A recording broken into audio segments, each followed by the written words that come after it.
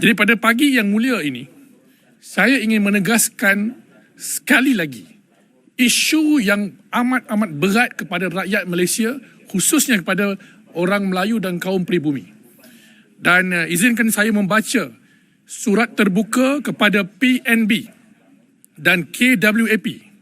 Jangan jual saham di dalam MAHB kepada Khazanah dan BlackRock. Kita tahu Khazanah yang dipengerusikan oleh Yang Berhormat Perdana Menteri telah menjemput syarikat GIP milik penuh BlackRock untuk bersama mengambil alih MAHB dan seterusnya menyah-senaraikan delist syarikat MAHB ini daripada pasaran umum saham.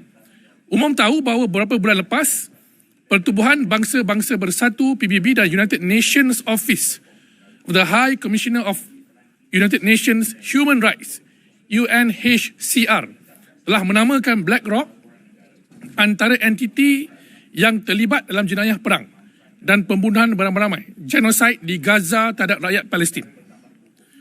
Kalau kita ingat ya, dalam beberapa bulan yang lalu, ahli-ahli Parlimen DAP dan Pakatan Harapan membantah ahli-ahli Parlimen Perikatan Nasional yang membawa hujah MAHB ini akan dijual kepada GIP milik BlackRock.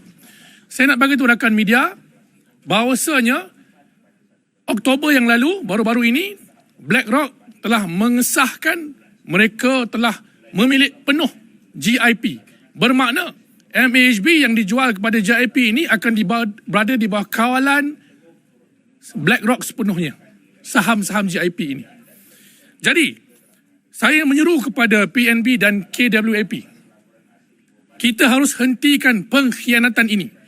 Saya merayu pemegang saham di dalam MAHB, terutamanya PNB dan KWAP, untuk tidak menjual saham mereka di dalam MAHB kepada Khazanah dan BlackRock.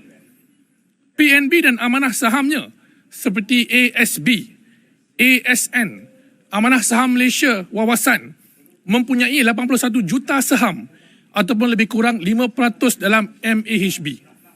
Kumpulan Wang Amanah Pencen KWAP yang menjaga pencen penjawat awam pula memiliki hampir 120 juta saham di dalam MAHB ataupun 7%.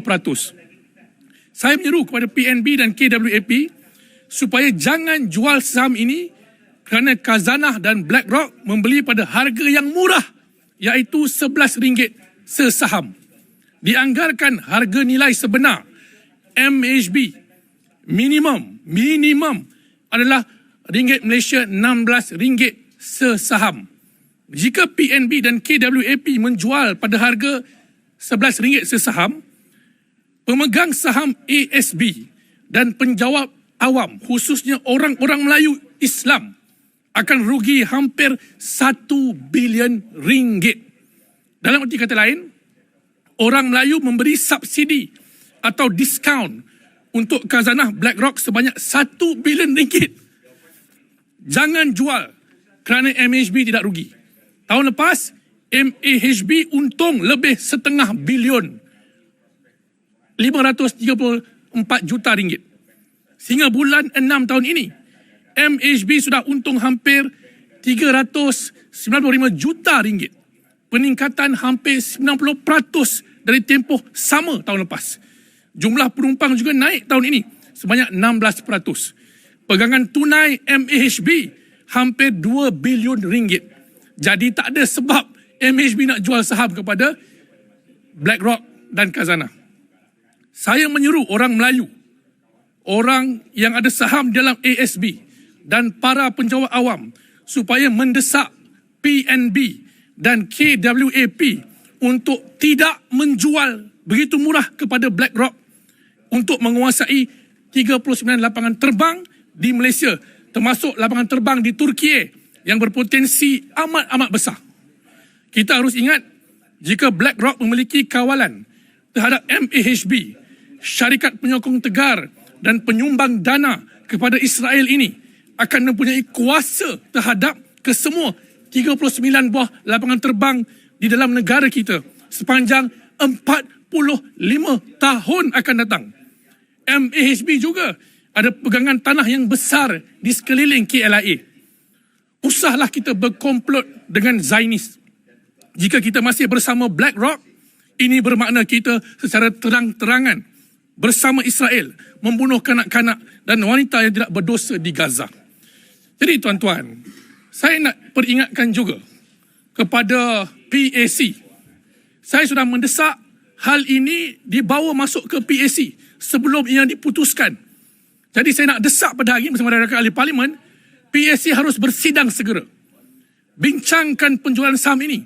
Panggil semua yang terlibat, termasuk yang saya sebut dalam parlimen tempoh hari, pegawai EPF itu, supaya mereka beri penerangan kepada kami, kepada parlimen. Banyak persoalan-persoalan tidak dapat dijawab oleh menteri-menteri berkaitan. Sewaktu Kamar Khas yang 5 bulan yang lalu, 3 bulan yang lalu,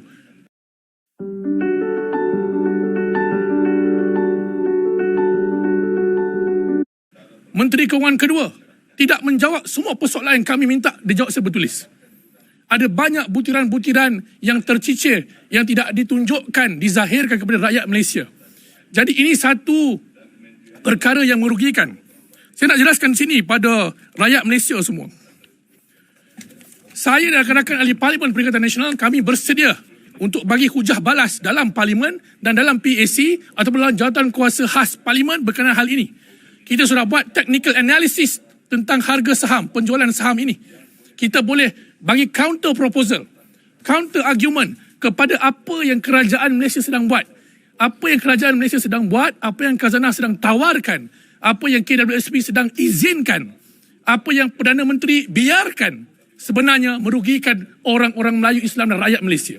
Kami ada counter proposal, analisis yang lebih baik untuk membantu meningkatkan MHB dan pendapatan negara melalui lapangan-lapangan terbang kita. Soalnya sekarang, apakah kerajaan berminat mendengar pembangkang membawa konstruktif kritisism kepada mereka? Nampaknya kalau tengok apa yang berlaku pada saya, macam tak berminat. Kalau saya diberikan ruang untuk berbahas dalam parlimen, bajet ini, saya akan terbentang dalam parlimen. Tapi saya disenyapkan. Kerana apa? Kerana saya baru tahu benda ni. Ini sebab utama kenapa saya tidak dibenarkan bercakap dalam Dewan Rakyat.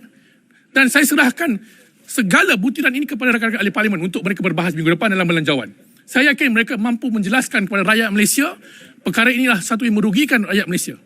Jadi saya minta PAC segerakan perbicaraan ini sebelum urus niaga ini dimuktamadkan hujung tahun. Sebab rakyat Malaysia, pencarum-pencarum wajib tahu butiran sebenar berkenaan urus niaga yang songsang ini.